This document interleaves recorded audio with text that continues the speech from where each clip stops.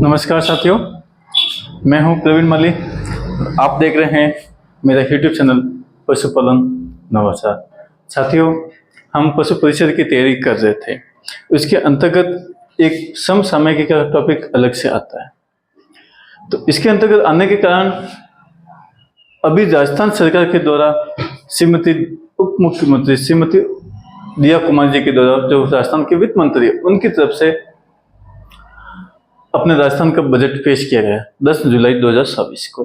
तो साथियों, इस बजट में अपने पशु परिसर जिस डिपार्टमेंट जिस डिपार्टमेंट के अंतर्गत आते हैं, पशुपालन विभाग के अंतर्गत आते हैं, तो उस पशुपालन विभाग को इस बजट के द्वारा क्या मिला, कितनी अपेक्षाएं थी और जो मिला, तो उसका विस्तृत अध्ययन अपन करेंगे कि कौन कौन सी योजनाएं लॉन्च की गई, कौन कौन सी घोषणाएं आवंटित की गई, कितने पैसे दिए गए, उसके बारे में अपन विस्तृत अध्ययन करेंगे। साथियों,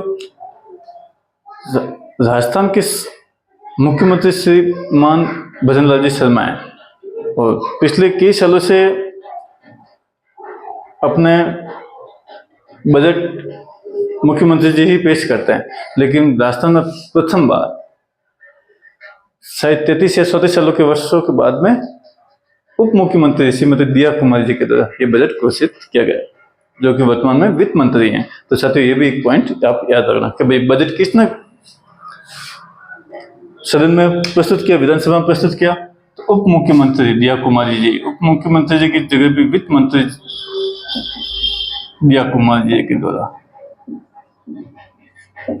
तो साथियों, ये थोड़ा सा आप याद रखना, क्योंकि हमेशा से मुख्यमंत्री जी पेश करता है, लेकिन अब की बार वित्त मंत्री जी के द्वारा पेश किया गया दिया कुमार जी, जो कि राजस्थान में उप मुख्यमंत्री हैं।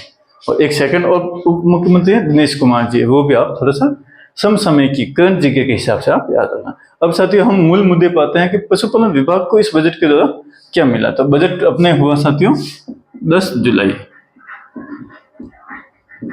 सदन में प्रस्तुत किया गया। ठीक है साथियों, ये हल्की सी ब्रीफ में एक जानकारी थी।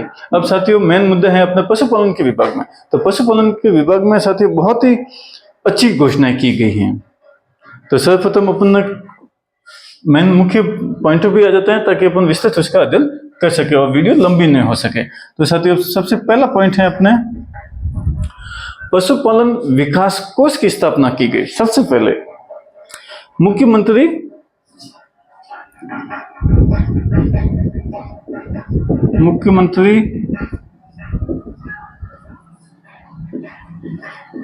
पशुपालन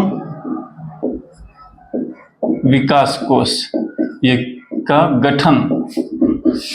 तो साथियों, इसका प्रश्न पूछ सकते हैं एग्जाम में कि मुख्यमंत्री पशुपालन विकास कोष का गठन कब किया गया। 10 जुलाई बजट में इसकी घोषणा की गई। अब जल्द इसका गठन किया जाएगा।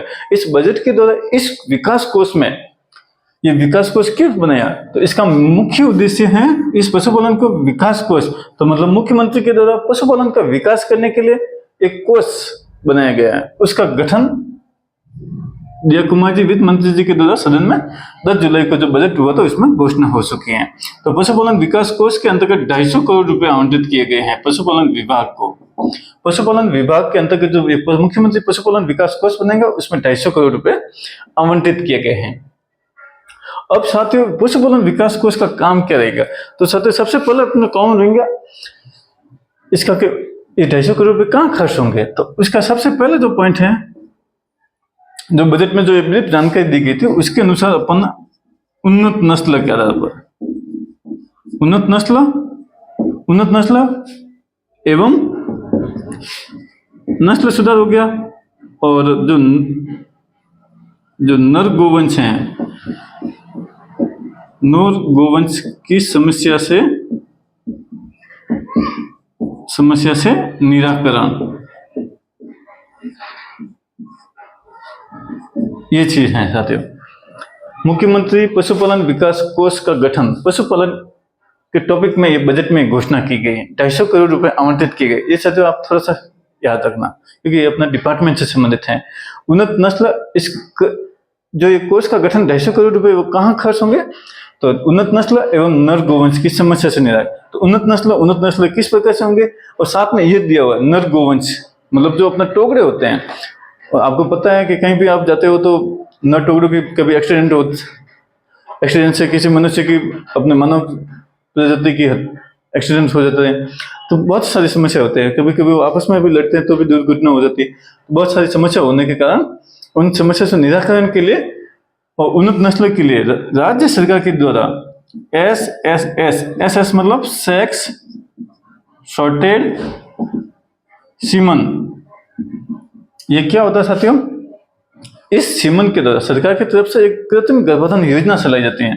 तो साथियों इस टॉपिक को आप एक थोड़ा सा आप आराम से देखना, सरकार की तरफ से कृत्रिम गर्भाधान योजना चलाई जाती है, मतलब यही चलाई जाती है। अब केंद्र सरकार की तरफ से भी चलाई जाती है, एनआईपी की तरफ से, एनआईपी इसका नाम है। अब इसका 4th फेज चल रहा है, तो ये साथ थोड़ा ज्यादा डीप होगा, इसका आपको कोई याद रखने की जरूरत नहीं है। कृत्रिम गर्भधारण योजना के अंतर्गत साथियों सिर्फ जब यही करते हैं, यही का अपने पशु परिषद में एक टॉपिक है पूरा, तो साथियों जब यही करते हैं तो यही कृत्रिम गर्भधारण करते हैं, तो उसमें क्या होता है कि कभी वो नर भी ला सकते हैं और कभी मादा भी ला सकते हैं। जब इस भैंस में या गाय में अपन सीमन को अंदर डालते हैं, एक्सपोर्ट करते हैं, तब जब वो 9 महीने 10 महीने के बाद में देंगी तब वो नर और मादा दोनों में से कुछ भी ला सकते हैं, उसकी कोई गारंटी नहीं होती। लेकिन एस मतलब सेक्स शॉर्टेड सीमन के अंतर्गत क्या होता है कि जो इसका वो गुणसूत्र होता है उसको बाहर निकाल देते हैं और उस सीमन को सीमन बैंक की तरफ से सरकार को प्रोवाइड किया जाता है और उस सरकार के द्वारा फिर डिपार्टमेंट को प्रोवाइड किया जाता है, डिपार्टमेंट के द्वारा फिर हमारे जैसे कार्मिकों के पास ये सप्लाई चेन के रूप में आता है। तो साथियों ये सरकार sex shorted semen private company से भी लेती है, तो जो इसके ऊपर जो अनुदान होता है वो एक्चुअल में ये बहुत महंगा मिलता है। जो सीमन होता है वो सस्ता मिलता है, और जो सेक्स शॉर्टेड सीमन होता है वो बहुत कॉस्टली होता है। तो बहुत कॉस्टली होने के कारण लोगों तक ये इसकी पहुंच होने के लोगों तक उसको पहुंचाने के कारण इसके जो अनुदान है वो पहले सरकार की तरफ से 50% था, अब उससे बढ़ाकर कितना किया गया, 75% अनुदानित राशि की गई है, अनुदानित राशि। तो साथियों आप थोड़ा सा ये याद रखना कि मान लो एक जो सीमन की स्टा है, सीमन स्टा इसको इस तरफ से समझते हैं, सीमन की जो स्टा है उसकी रेट मान लो 1000 रुपए है उस कंपनी की तरफ से जो सरकार को देंगी। तो 1000 रुपए है तो उसका 50% तो गवर्नमेंट भरती है, 50% पशुपालक भरता है, तो 500 रुपए मतलब पशुपालक देगा, 500 रुपए सरकार भरती है, इस प्रकार से। अब 50 से 75% कर दे अनुदान, तो 750 रुपए उस अनुदान का राज्य सरकार भरेंगी अपने इस कोष से, और जो 25% बनेगा मतलब 250 रुपए फिर पशुपालक भरेंगे। तो इस प्रकार से जो सीमन स्टा थी वो सस्ते हो जाएंगी, तो इससे डायरेक्ट पशुपालकों को फायदा होगा। तो ये बहुत ही अच्छी स्कीम है। 50 से 75% ये सवाल बिल्कुल परीक्षा में पूछा जाएगा साथियों समसामयिकी के हिसाब से, क्योंकि पशु परिषद का जो पद है वो हमारे पशुपालन डिपार्टमेंट से संबंधित है, तो इसमें फिर ये सवाल पूछना वाजिबी है। तो पहला काम हो गया 250 करोड़ का यूज, इसमें सेक्स शॉर्टेड सीमन से 50 से 75 किया गया, इसमें वो 250 करोड़ रुपए का कुछ अनुमानित राशि यूज किया जाएंगे। फिर साथियों है दूसरी राशि 250 करोड़ रुपए पूरे के पूरे कहाँ खर्च होंगे, तो दूसरी राशि है इनकी पशु चिकित्सा सुविधाओं के रूप में। साथियों आप याद रखना, पशु चिकित्सा सुविधा के रूप में, पशु चिकित्सा सुविधा के रूप में। तो पशु चिकित्सा की सुविधाओं के रूप में साथियों क्या होता है, पशुधन सहायक होते हैं, डॉक्टर होते हैं, पशु परिषद होते हैं। तो ये पशु चिकित्सा की सुविधा वो एरिया जहाँ डॉक्टर नहीं है, जहाँ कंपाउंडर नहीं है, जहाँ एई वर्कर नहीं है, वैक्सीनेटर नहीं है, जहाँ डॉक्टर नहीं है, जहाँ पोस्टें खाली है, तो वहां पर फिर पशु चिकित्सा की सुविधाओं को विस्तार करने के लिए इन पैसों का यूज में ले जाएगा। तो इसलिए सरकार ने 125 तो पशु डॉक्टर और 500 के लगभग 525 है, ऐसा कुछ आंकड़ा 625 या 525 के 525 है सर, 525 के लगभग आंकड़ा है, वो है पशु कंपाउंडरों की, पशुधन सहायकों के पद निकाले जाएंगे, पदों को सृजित किया जाएगा साथियों। तो आप थोड़ा सा ये आपके लिए याद रखने योग्य कुछ नहीं है, बस सिर्फ यही है कि मुख्यमंत्री पशुपालन विकास कोष का गठन किया गया। इसमें SSS सेक्स वाटर सीमन की राशि को 75% किया गया और इसकी ये राशि कहाँ खर्च होंगे तो पशु चिकित्सा सुविधा के रूप में। तो सुविधा कौन देंगे तो डॉक्टर और पशुधन सहायक और पशु परिचर। तो पशु परिचर की आपकी वैकेंसी आई ही रही है, तो इस प्रकार से आप ये पद नए सृजित किए गए हैं। तीसरा है साथियों, इस विकास कोष में जो 250 करोड़ रुपए हैं वो कहाँ खर्च होंगे तो तीसरी राशि है पशु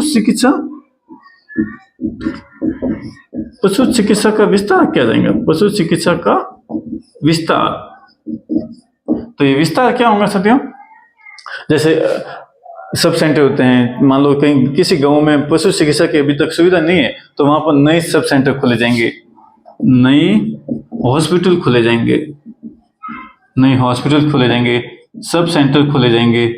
ठीक है साथियों, इस प्रकार से सुविधाओं का विस्तार किया जाएगा।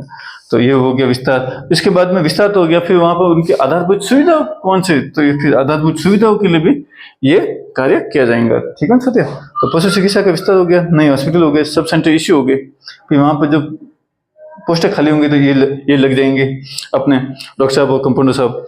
इसके बाद में साथियों क्या होगा, ये विस्तार हो गया, नए हॉस्पिटल सब सेंटर हो गया, फिर इनका भवन का निर्माण करेंगे 250 करोड़ में। फिर भवन निर्माण, जो हॉस्पिटल बनेंगे, सब सेंटर बनेंगे, भवन निर्माण, यदि कोई टूटा फूटा हुआ है तो उनकी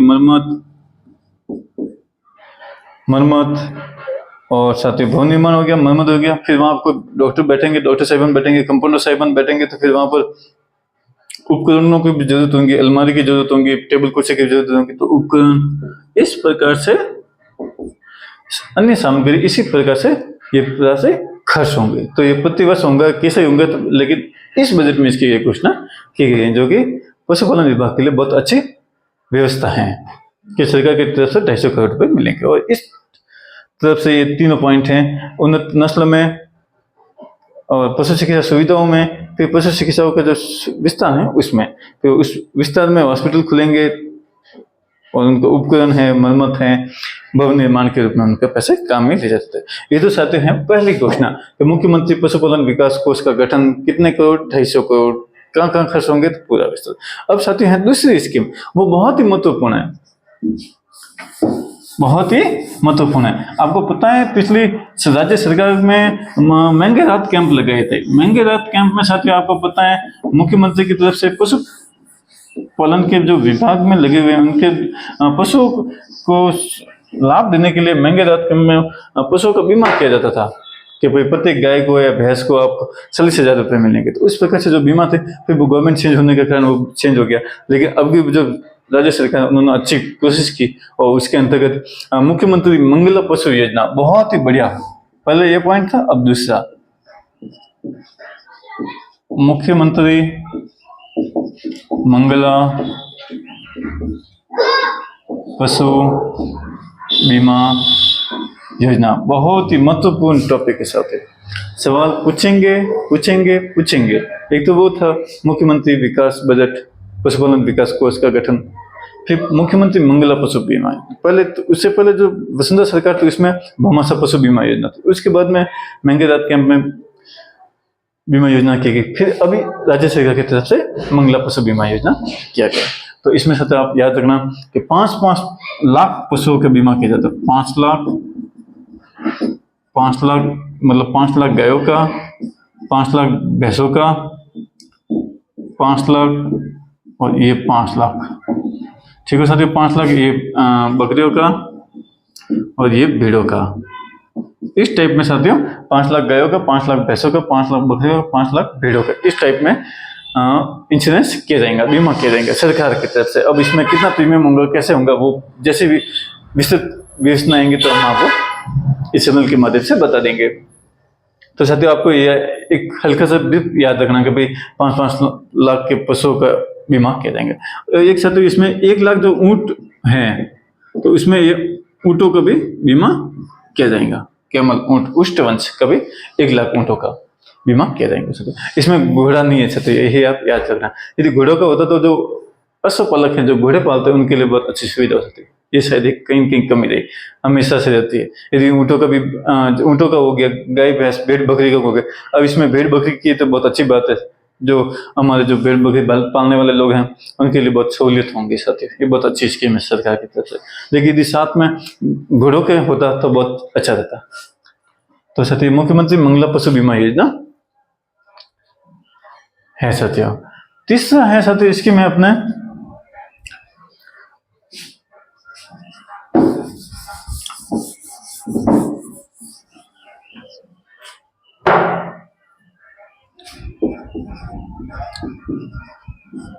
राज्य स्तरीय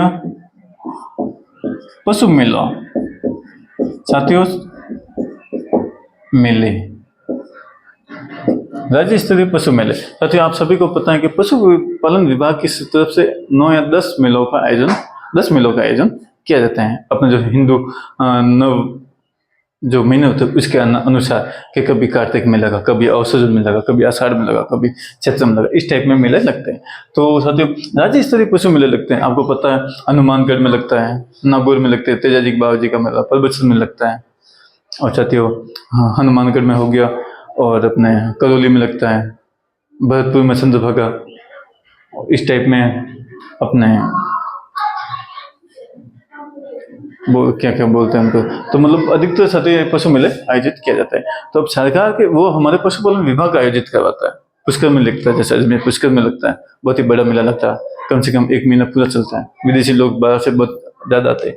तो साथियों राज्य स्तरीय पशु मेला आयोजित करने के लिए राजस्थान के ऐसे 7 जिले इसमें ये आयोजित होते हैं। हम नागौर में 3 मेले आयोजित हो जाते हैं, 10 थे तो 3 तो मैं नागौर में हो गए, बाकी तो फिर कहाँ होंगे, चंद्रभागा और झालावाड़ में भी साथियों आयोजित होता है। तो इस टाइप में 7 जिलों में ये मेले आयोजित होते हैं।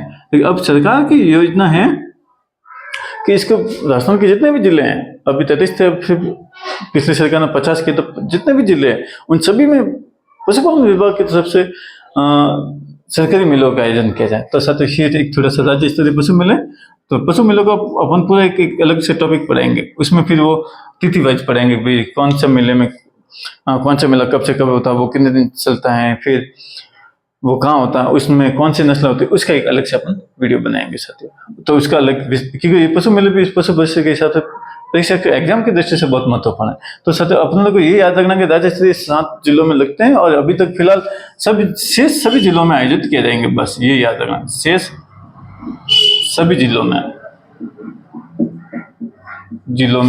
की जाने की घोषणा साथियों, ये आप थोड़ा सा याद रखना, बाकी कुछ विशेष इसमें नहीं है। एक साथियों मैंने आपको पढ़ाया था, तो आप एक थोड़ा सा याद रखना कि राज्य स्तरीय पशु मेले कौन कहाँ लगते हैं, कैसे लगते हैं, कौन कहाँ है, उसका आप एक बार ब्रीफ में अध्ययन कर लेना। एक साथियों मैंने आपको पढ़ाया था 22 जून का, मेरा वीडियो आप देख लेना। 22 जून को मैंने स्पष्ट बता देता कि ऊष्ट दिवस होता है, उष्ट दिवस में क्या होता है साथियों, उष्ट दिवस में क्या होता है, तो मैंने बताया था कि उष्ट दिवस के अंदर उस उष्ट को संरक्षण करने के लिए, आप सभी को पता है कि बीते काफी समय से ऊँटों की निरंतर उनकी कमी हो रही है। यदि निरंतर उनकी कमी हो रही है तो राज्य सरकार ने फिर उनको राज्य पालतू पशु के रूप में उनको दर्जा दिया गया। जैसे सिंकारा था तो वो वन्य जीव पशु से, तो इसको पालतू में राज्य पशु बनाया गया। फिर साथियों इसको संरक्षण कैसे किया जाता है, तो फिर इनको राज्य पशु बना दिया। अब इनका संरक्षण कैसे किया जाता है, तो साथियों फिर सरकार ने उनको आर्थिक सुविधा के रूप में कि जब भी कोई ऊँटनी ब्याएंगे तो जैसे ही पहला बच्चा होगा तो उसको जैसे ही ब्याया उसका फोटो ऑनलाइन चढ़ा दिया तो 5,000 रुपये मिले, जैसे ही वो 1 साल का हुआ तो उसको 5,000 रुपये देते थे। तो इस प्रकार से उनको प्रत्येक ऊँटनी को एक बार ब्याने पर 10,000 की राशि दी जाती थी। साथियों एक अपन टॉपिक पढ़ते हैं, ये 5वीं योजना होंगी अपने शायद स्वाति। तो उष्ट ऊँट संरक्षण मिशन, ये भी अपने इस बजट में घोषणा की गई है, ऊँट संरक्षण मिशन के तहत। इसके तहत साथियों क्या है, आपको मैं बताया था कि 22 जून को उष्ट दिवस है। फिर उसमें सरकार ने किस प्रकार से उनका अनुदान राशि मिलता है, ऑनलाइन कैसे मिलता है, आप मेरी पिछली वीडियो आप देख सकते हो। 10 जून 10,000 रुपये इनको मिलते थे एक बार ऊँटनी के ब्याने पर। एक बार उठने की बयाने पर 10,000 की राशि इनको मिलती थी। वो कैसे मिलती थी? उनका ऑनलाइन आवेदन होता था। ऑनलाइन आवेदन के बाद में डॉक्टर साहिबान वहाँ जाके उनका फोटो अपलोड करते, टैग लगाते, फोटो अपलोड करते, उसकी राशि फिर पशुपालक भाई जो भी ऊँट रखते हैं उनकी खाता संख्या और उनके ऑनलाइन करते, फिर सरकार की तरफ से 5,000 रुपये उनके खाता में डाले जाते। जैसे वो 1 साल के हो गया फिर 5,000 और डाले जाते, उस समय फिर वापस वेरीफाई होता। तो इस प्रकार से प्रोसेस होता है। वो आप मेरे पिछले वीडियो में मैंने आपको एक अच्छे से बताया हुआ है। तो 10,000 राशि पहले एक बार बिना पे, अब सरकार ने क्या कहा, इस बजट में घोषणा की है कि इस 10,000 से बढ़ाकर 20,000 किया गया। तो साथी ये बहुत ही अच्छी शानदार बात है। 20,000 रुपये की घोषणा की गई है। तो पहले 10,000 मिलते, अब 20,000। यदि एक बार फर्स्ट बार बयाने पर 20,000 रुपये मिलते तो कितनी बड़ी बात होगी। तो इस प्रकार से लोग ऊँटों को ज्यादा से ज्यादा रखने के बारे में विचार करेंगे कि भाई ये अपना खर्चा ये आराम से निकाल सकते हैं, तो ये लोग रखेंगे, इच्छुक होंगे। अन्यथा ये लोग ऊँटों को रखना, आजकल सबके पास गाड़ियां हैं, सबके पास सुविधाएं हैं, तो इनको क्यों रखेंगे। तो इस प्रकार से ऊँट धीरे धीरे धीरे कम होते जा रहे हैं। तो सरकार का इनको प्रोत्साहन राशि के देने का उद्देश्य यही है कि इनकी जो निरंतर कमी हो रही है उनको वापस स्थिर किया जाए, बढ़ाया जा सके। ये साथ उनका सरकार के। तो अपने को तो यही याद रखना कि उष्ट संरक्षण मिशन सदन में पेश बजट, इस बजट में था 10,000 से 20,000 की राशि की गई। एक साथियों, एक पॉइंट और है साथियों,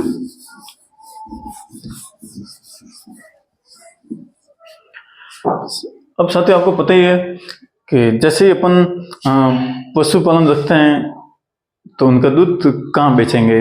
तो आपको पता सरकारी डेयरी होती है, जैसे हम पाली से बिलोंग करते हैं, पाली में सरस डेयरी है, तो सरस डेयरी में हमने दूध दे दिया। वहाँ से कलेक्शन सेंटर से मिल्क जो अपने जो डेयरी जो प्लांट होता है वहाँ पर चला गया, वहाँ से फिर जो बड़ी डेयरी होती है वहाँ चला गया, फिर वहाँ से वापस पैकिंग होकर। तो सर कभी कभी बरसात के समय में बहुत ज़्यादा दूध होता है। बरसात के समय इतना दूध होता है कि जितनी खपत नहीं होती उससे ज़्यादा होता है। तो फिर क्या करते हैं, उस स्टोर दूध का पाउडर बनाते हैं। तो अभी जो हमारे पाली में है, घोषणा हुई है, ये 500 पॉइंट है, मतलब इसको ये बोल सकते हैं कि हमारे पाली में मिल्क पाउडर प्लांट की स्थापना की घोषणा है। स्थापना तो नहीं हुई है, घोषणा हुई है सत्य। अब ये कब होंगे, कैसे होंगे, ये अभी तक बात की बात है। मिल्क पाउडर प्लांट, ये मिल्क पाउडर बनेगा। तो सत्य अब इसमें बनेगा तो कितने मेट्रिक टन, 30 मेट्रिक टन की, इसमें 30 मीट्रिक टन की घोषणा की गई है। इसमें कितना खर्च होगा, 95 करोड़ रुपए, मतलब 1 अरब के लगभग रुपए खर्च होंगे। ये साथ थोड़ा सा हिंट है। तो पाली में मिल्क पाउडर प्लांट की स्थापना की घोषणा, 30 मीट्रिक टन की इसकी दूध जो पाउडर होंगे उसकी स्टोर की करने की क्षमता होंगी, और 95 करोड़ रुपए खर्च आएगा। तो साथ ये थोड़ा सा था। एक कोटा में था, कोटा में जो अपने पशुओं को, आपको पता है पशु आहार देते हैं, फीड देते हैं। पाली में हमारे पशु आहार की फैक्ट्री लगी हुई है सरकार की तरफ से ही। तो कोटा में भी इस प्रकार से कैटल फीड प्लांट की स्थापना की जाएंगी। इससे साथियों क्या होगा, मैं आपको एकदम सिंपल से बताना चाहता हूँ कि बार हम पशुपालक भाई जाते हैं डेयरी पे, तो हमारे को सरस गोल्ड का बैग चाहिए, पशु आहार का कट्टा चाहिए, तो वो कहता है आया हुआ नहीं है। तो क्यों नहीं आया हुआ है, अपन तो पैसे दे रहे हैं, तो यूं नहीं आया कि उसके बाद निर्माण ही नहीं हो रहा। तो यदि प्रत्येक जिले में यदि कैटल फीड प्लांट की स्थापना हो जाएगी तो सभी जगह ये अवेलेबल हो जाएंगे। यदि सभी जगह अवेलेबल होंगे तो थोड़ा सा अपने को सस्ता मिलेगा और सरकार की सब्सिडी के अनुसार मिलेंगे। तो ये पशुपालकों के लिए फायदा है। यदि पशुपालकों को फायदा है तो पशुपालक की जो अपन सरकार ने एक तरीका रखा हुआ है कि पशुपालक किसानों की किस प्रकार से आय को दोगुना की जाए, तो इसमें ये बहुत ही अच्छा ऑप्शन रहेगा कि भाई जिस प्रकार से वो अपने सेक्स प्रोटेक्शन बन की घोषणा में अनुदान राशि की गई। फिर ये मिल्क पाउडर प्लांट, तो इसमें तो अपना कोई नहीं, तो ये भी अपने लिए बहुत अच्छी बात है कि भाई मान लो कभी कभी डेयरिया, प्राइवेट डेयरिया होती है साथियों, वो क्या करती है, जैसे हम दूध देने के लिए गए तो उन्होंने कहा भाई आज तो हमारा कोटा पूरा हो गया, वो दूध लेते ही नहीं है। तो साथियों फिर हम दूध देने कहाँ रहेंगे। अब मान लो मेरे 5 गाय, 5-5 लीटर के हिसाब से 25 लीटर दूध निकालती है, 25 और 25 शाम को 50, तो वो लेते नहीं कि भाई हम इतना दूध खपा नहीं पाते, हम नहीं लेंगे, तो फिर हम दूध कहाँ देंगे। लेकिन सरकारी डेयरियाँ हमेशा लेने से मना कभी नहीं करती, वो लेती है। तो सरकारी डेयरी यदि अपने गाँव में है, अपने जिले में स्थापित होंगे तो बहुत अच्छी बात होती है साथी। तो मिल्क पाउडर प्लांट की स्थापना ये सरकारी डेयरी की 30 मीट्रिक टन से पाली में घोषणा की गई, और कोटा में ये फीड प्लांट की स्थापना की गई है साथियों। इसमें ये 25 करोड़ रुपए खर्च आएगा। तो इस तरफ से हमारे साथियों बजट में पशुपालन विभाग को क्या मिला, तो ये 5 पॉइंट थे जो कि मैं आपको जानकारी के रूप में एक हल्के हल्के पॉइंट के रूप में बताया साथियों। तो आप एग्जाम में ध्यान रखना कि भाई, क्योंकि पशुपालन विभाग से डिपार्टमेंट से संबंधित होने के कारण, पशु परिषद पद होने के कारण आपके सवाल इस बजट में से पूछने की संभावना है, क्योंकि ये 1 दिसंबर को एग्जाम है, तो मुझे लग रहा है शायद इस बजट से सवाल बनेंगे, तो वो भी पशुपालन विभाग से बजट से अवश्य बनेंगे। तो साथियों आपका बहुत बहुत धन्यवाद। बस जो भी पढ़ेगा आप उसके ऊपर हल्के से नोट्स आपके दिमाग में रखना कि भाई क्या क्या पॉइंट है, क्या क्या नहीं है, आप तो उनको थोड़ा सा याद करके जाना, ताकि भगवान करे सभी का सिलेक्शन हो। और मैं भी भगवान से प्रार्थना करूंगा कि आप अच्छी मेहनत करो और आपकी मेहनत कामयाबी लाए, और मेरी दुआएं आपके साथ हैं। ठीक है साथियों, धन्यवाद आपका।